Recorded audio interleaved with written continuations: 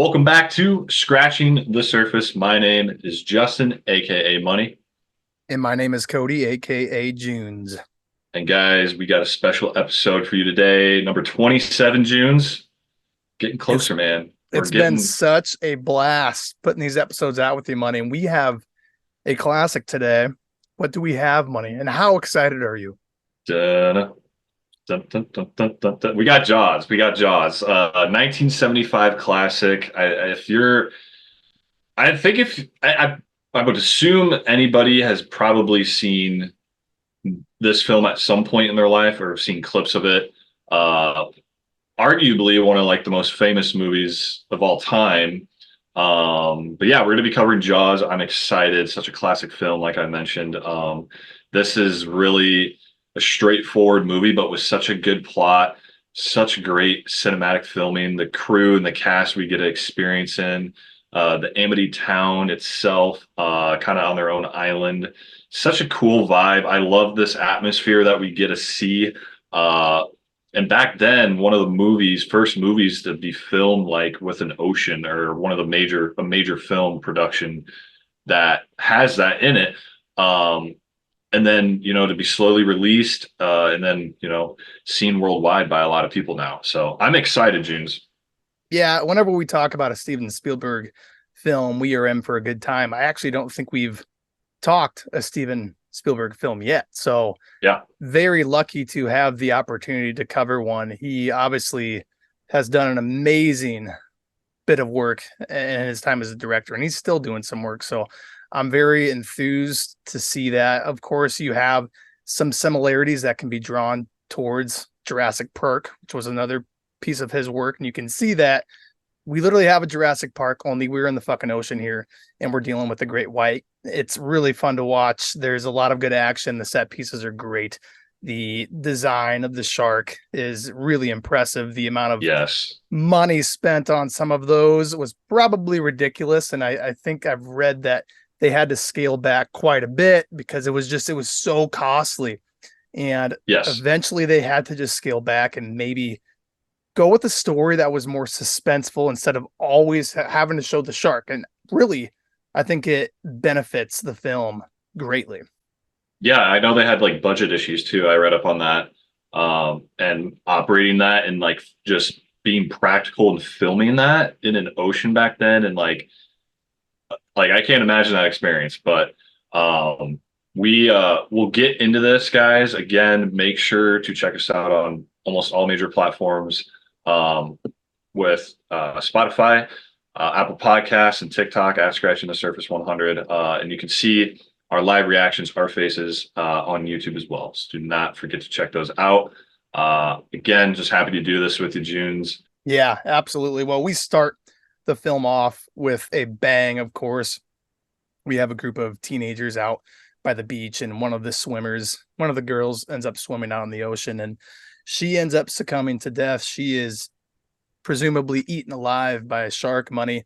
What were your thoughts opening up with that? I think it's one of those that you hear of the greatness of Jaws. You're probably getting in for one of the best ever made, but until you really watch it, I mean, you really don't know. But that first opening act, that first scene specifically, really glues you to the screen for a bit, and I think keeps the viewer interested. At least for me, it did. What were you feeling while you were watching that? Were you shocked, terrified? Did you like that they only showed a little bit, creating that suspense?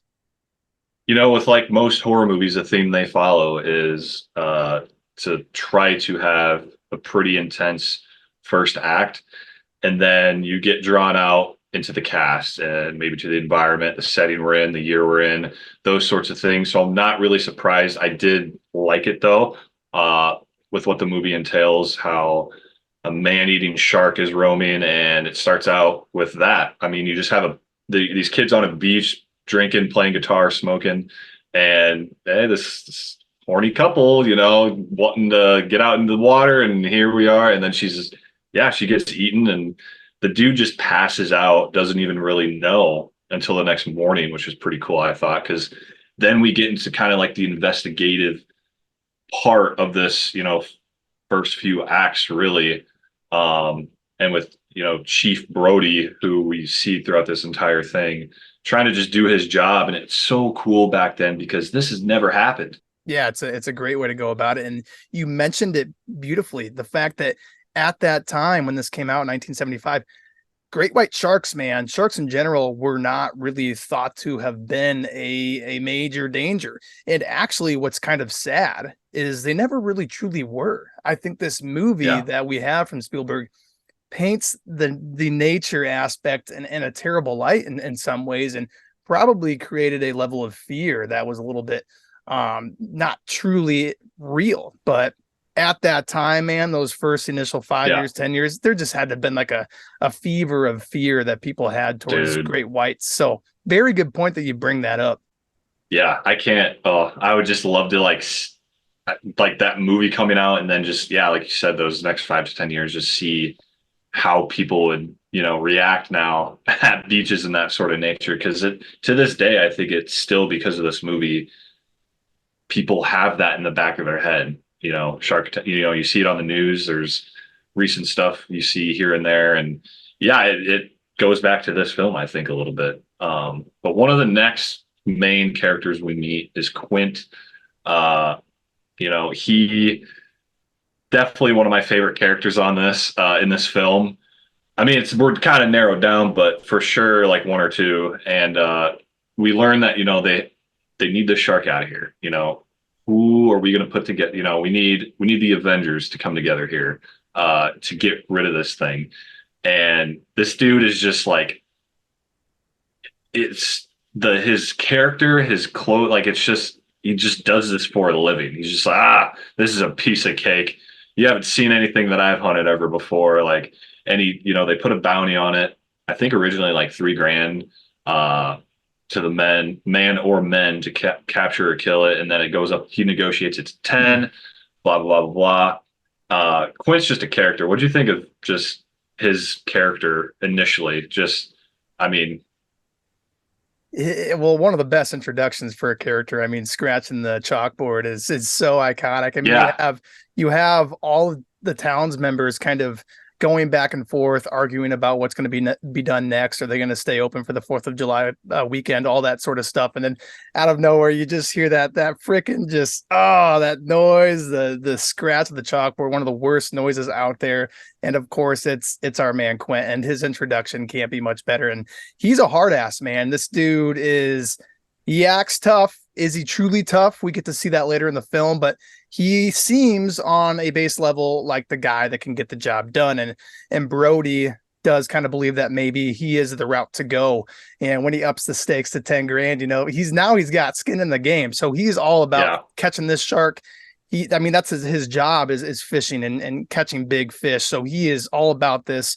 He's passionate about it. He believes truly that this is a cakewalk for him.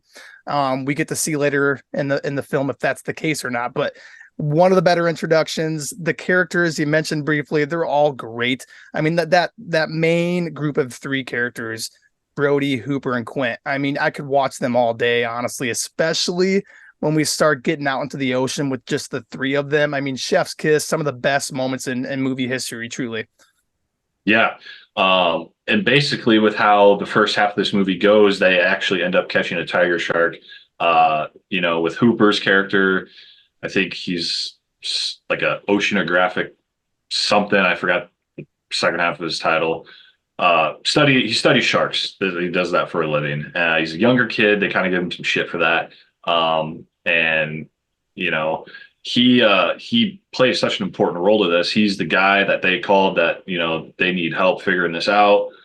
He actually studies the remains of the initial attack on the woman who was killed.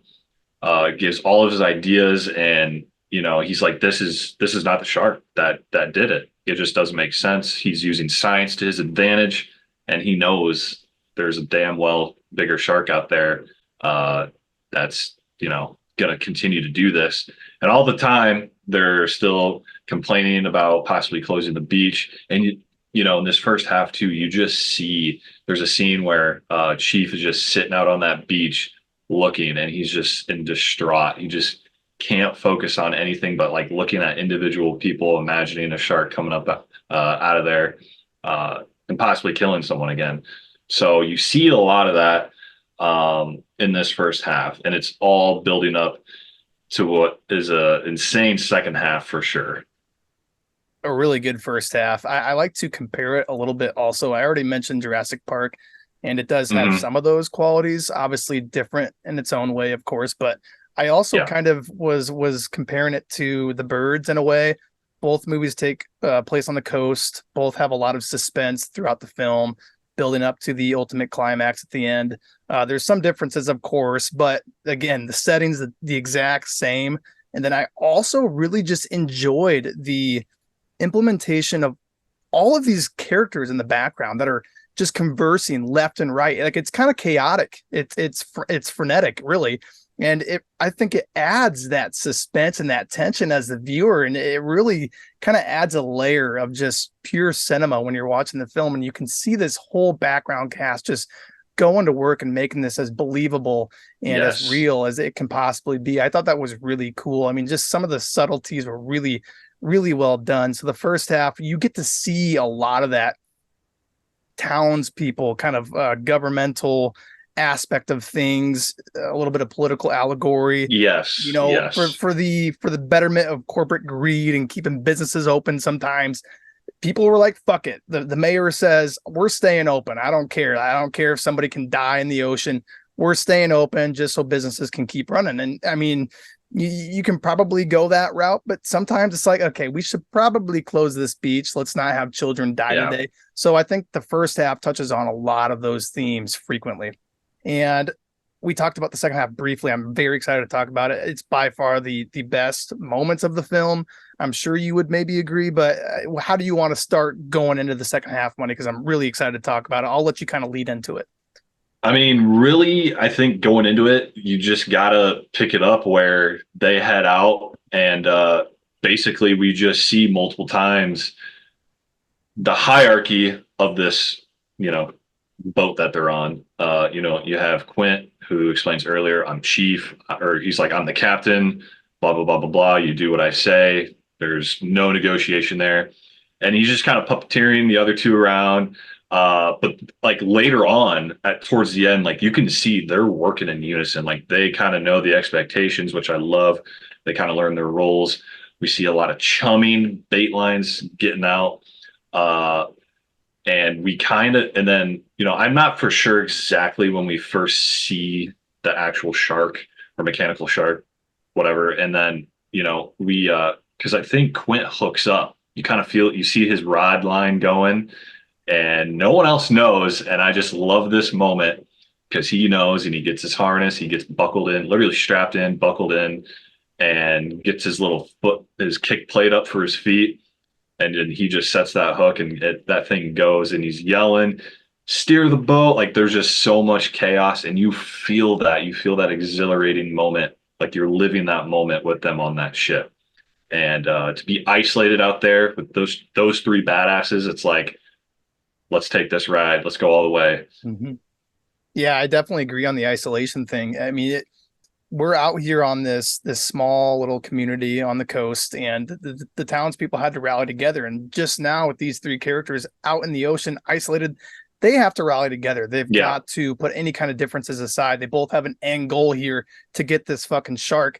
And the moments when he gets him on the line, it's so cool because hell, for you and I, Money, if we caught a 30-inch catfish, we'd be fucking losing our minds. We'd be going Yeah. crazy. We'd be so nervous and just anxious about landing that son of a bitch. So imagine hooking a great white on this boat that, it's a good sized boat, but the shark's pretty fucking big. So you're going to be rocking a little bit.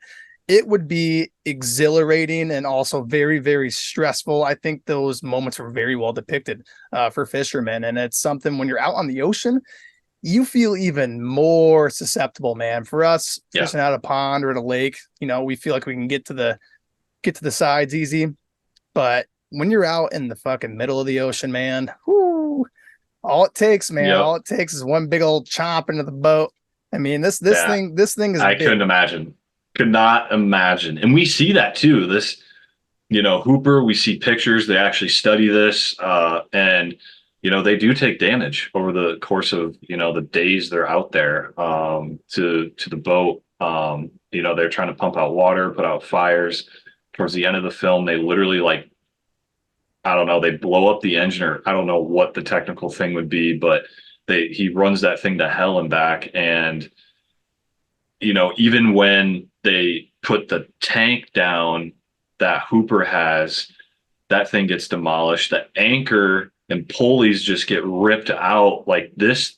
You just think that this thing is literally not like, I don't know how to say it. It's almost too good to be true, especially for Quint, for hooking something like, to be battling this monster, this legend of a shark. And, they mention, well, it's a 20-footer. And he's like, Quint's like, it's a 25-footer. Like he just knows. And it's just so cool to see those traits in him.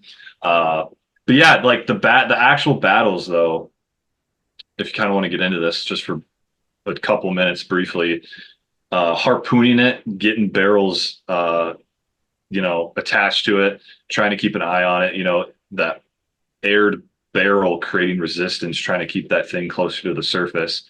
With ended up getting 3 punctured into it, gunshots in it, stab wounds in this shark. And it's insane how far they'll be willing to go. And the shark's audacity alone, obviously it's a movie, but to keep returning and, they get it out in the open. And, like I said earlier, if you put all these people on the beach, it replicates like a dying fish, and that shark senses it. So when you get it out there, you chum it and piss that thing off, it's going to return. And they figure that out very quickly. But overall, like, I mean, insane battles between this. And you just get to see how they go about each situation with harpooning it, literally shooting it, taking care of damage on the boat, working as a team, and then seeing them struggle at the same time. Also, all the equipment that like Hooper has, like is he, I don't know the chemical, but he has that spear he ends up losing in the tank as well, taking like the little cork off of it at the end before he's about to puncture it. So just all those little moments, dude, create such a beautiful ending to this, and just a second half, because you just really get to see these guys work together and create. They form a bond. We see them singing at night, all drunked up, liquored up a little bit. Like, so there's some really pretty damn cool moments in this, and it's a sad ending, which we can get into about the deaths and whatnot. But I know I went on a tangent there, but I don't know. Like, there's the battles and all of it. It's just it's so good. It's so good.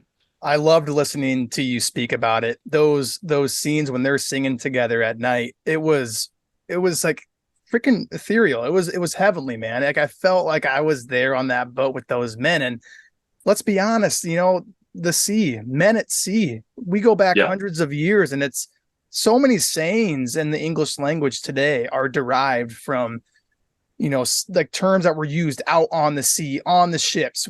We have spent a lot of time exploring on the sea and on the waters. That scene right there is the epitome of being out there, exploring it, being out there. And I love how it's kind of dark outside in those scenes. And when they're singing together, you can tell they've been having a few beers. There's a camaraderie that clearly exists. Yes, they're completely different people. They all have slightly different intentions. I mean, you look at Quint. Quint just wants to get that big ass catch and be famous for it. And then you got Brody, who just wants people to fucking live. So you see each of these characters with different motives, but ultimately they're working together for that same angle. So those scenes are really special. And sometimes when you have a back half that's completely different, sometimes it's not good. But in this case, case for Jaws, beautiful first half in its own right, beautiful second half in its own right as well. Yeah. To shed light on it, because it's so freaking famous, you're going to need a bigger boat. And that shot of that shark, insane. So everyone knows it. Come on. Yeah, it humbles you as a human being. It humbles you. You're like, holy shit. Even through a screen, like, just, you can't even imagine, like, we live in Iowa. You can't, unless you're vacationing somewhere, like, you can't imagine that. It's insane. Well, so they had a re-release come out in 2022 or something like that. How cool would that be to see that in theaters? Would be one to keep an eye out for money when it does come back for a re-release sometime. That'd be Yeah, amazing on IMAX, man. Get out of here. Get out of here. yeah, but yeah. To follow that though, Quint's death, you know, so brutal. Just R.I.P. eaten from the like swallowed at the waist, crunched multiple times. You just see the blood coming out of his mouth, and then slowly just dragged back into the depths of the ocean. Like how freaking horrifying is that? Possibly living there right up until the end, until Yeah. dragged down, but like just to be conscious enough to see the light darken as you're pulled into the depths of the ocean. Ooh, poetic. Yeah, Damn. that would be, oh, that's this death, like the way he, like the panic and terror and just the sadness you feel for him. Yeah. Such a sad movie death Yeah. for And Quint. it was a surprising death. We didn't see it coming because that shark did basically, jump up on kind of in a way. And there's Yeah, only so much you can do. And I love how they approach that kill because he's trying to kind of kick his legs up and keep away from the mouth of the shark. yeah, But yeah, there's really not much you can do there, Quint. Badass or not, I know. sometimes you have to take one for the team, and Quint certainly did. Tough ending, but we get the I shark. know. With the shark's actual death, too, very iconic. Shot, with the air tank from Chief, and this tank has been hinted at multiple times prior. Be careful with that. It's compressed air. Like Hooper all getting paranoid about it, and his little anxious self, and uh, just I mean, if you've never seen it, it's just one of those things. Like this might be like foreshadowing something, but thrown in that shark's mouth, one tank, few shots fired, missed, and boom, just a huge explosion and shot really well as that, like, it's literally forehead is blown back and it's just sinking. That I think was shot very well.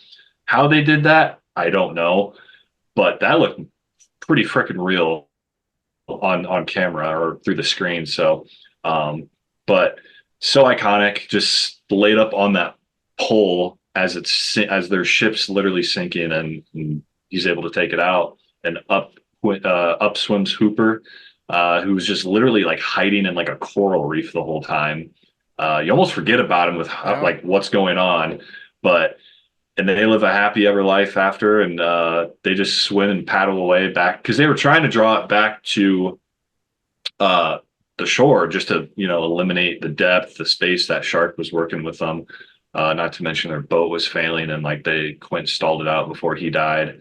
So they were actually trying to lead it back closer, but stalled out. They were able to kill it. Such a cool ending, and I think he said right there at the end, Chief was like, "Man, to think I hated the water," and then he was like, "Oh, what makes you say that?" It's just, and then it ends, and they're just swimming away. So funny. Like I forgot how that ended, and because it's been so long since I've rewatched it, but Mhm. I found that kind of humorous. Just brings light to the whole situation, and the town, how Amity will live.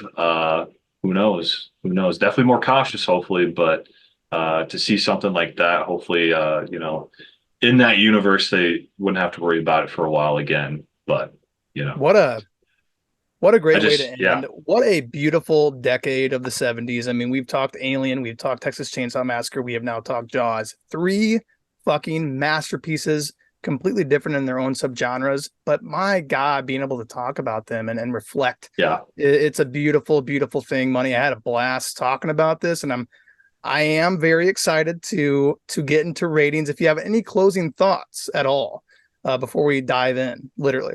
I No pun intended. yeah, right. I really don't. I just want to hear the overall thoughts, your thought process a little, just and how your rating reflects it. And I'm gonna actually read Rotten Tomatoes scores. Uh, Not surprised, but they have an audience score of 90% and a critic score of 97. Okay, I had a So, feeling the critics would probably be pretty high here. I really did. I didn't know if it'd and be a 95, but you yeah, know, okay. not knowing, this prior, you probably knew it was going to be in the 90s with how famous this movie has gotten over the years. But I can get into mine first. I don't have a problem with it going first. But just rewatching this movie really brings back memories. It's been a while, but the thing is this is one of those. It's not like a feel good movie. There's definitely some feel good moments in it, but what this movie has done to the world and the real life world, uh, inspiring people to study sharks, to get into this field, to have such an impact on society is so damn cool. And when stuff like this happens, people's minds sometimes go back to movies like this. Mine definitely does. Um, just you see the way you see this crowd, the society in this movie, the townspeople react, almost a mob like environment, debating back and forth. A hero trying to save the day gets paired up with a legend, himself, Quint, with a basically like a marine biologist who's just there to do their jobs, who embark on a journey that they create a relationship like none other. Such a sad death. I think one of the saddest deaths in like a horror movie with Quint. Personally, I think it's up there. But you just learn so much. It's so simple, and I don't feel like it's really drawn out. I think it's slightly over 2 hours long, but I feel like that is perfect for this type of movie. Literally, there's an hour or 50 minutes of straight action of them in the ocean. It's such a good second half. You're entertained the whole time. You're learning a lot about these characters. And in your own head watching, you're just contemplating, like you feel like you want to be there to help and possibly help make those decisions. And you're just wondering the whole time, like, what's going to happen? Like, what are they going to do? And you see the society there in that little town convinced by what other people do. If one person goes out swimming, the whole crowd goes out. You start to see different emotions from different people. And just the setting, like an ocean setting, like that's so damn cool. You don't see it enough nowadays. You have movies like what was the one we covered? Night Swim with a backyard pool. Hell no, give me Jaws. I want the ocean. I don't want that. I don't want that. So with all that being said, I am going to go right at a 9.2. It's up Hey, there. money. I respect it. It was a privilege to listen to you speak on this. Knowing that you're a fisherman in your own right, maybe only 20-inch bass and 25-inch catfish, but knowing that you're a fisherman, I know this resonates with you as it does for me. So it's Yes. pleasure to listen to you speak about it. I know there's a lot of people that do cherish this film as well, so it's great to hear you Yeah. talk about it. Good score. I will try to keep it brief. So to begin, John Williams, the score in this film is incredible. It's easily top 10, top 5 for a lot of people too as well. So that alone, you put a good soundtrack, slap a good score on a fucking film, man. Dude, yes, forgot to talk about that. Yes. That's all you Yes. need. Slap a good score. That's going to do wonders for you. Give us a good cast, give us good pacing, build some suspense. The idea of community coming together, all of the background cast, conversing back and forth, creating kind of that frenetic feeling that I was talking about earlier. Of course, like I said, the first half feels so different to the second half, but they're both equally great in their own right. The ending is very satisfying for me. We get to finally take down the monster, the shark that's been, just around this whole area, this coast, the whole while. And I love that we hold back a little bit. We never show the shark too much. It's just the right amount. We never see him in full flesh until the very end, and it's so satisfying once we do. I'm absolutely just pleased to give my rating on this. I'm going money with an 8.8. It doesn't get Okay. the 9. It doesn't get the 9, but I I am absolutely loved it. surprised.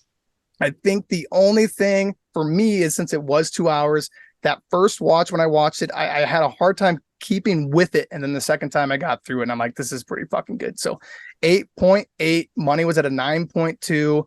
This was a great one to talk about, money. What else do you have to finish this episode off? You know, the waters are never truly safe, and that's, I think, the message that this film really tries to create. The ocean is so damn scary. People have fears of it, phobias of it, and to think that something like this is out there, it's truly terrifying. And I think to have this released in 1975 with how it stands today, monumental. That's all I got to say. I mean, yes. I mean, the power of nature, the fear of the unknown, the depths Exactly. of the sea, man. Woo, that's one of the most terrifying. We talk about space and alien. We're talking about the ocean, man. The ocean's equally terrifying. We are not meant to be there. Yep. We had those submarines a couple of years ago diving down to see the Titanic. Fuck that, man. I ain't doing that. That place is terrifying. And it's a great Yeah. spot to have for a setting for a horror film. Unrelenting. It's not anything to be messed with. So, guys, thank you for number 27. It's been a blast. Such a great film to talk about. Junes, as always, it's been a pleasure, man. Been a pleasure, money. Pleasure of my life. Yeah. So stay safe out there. Wear your life jackets. We've been scratching the surface.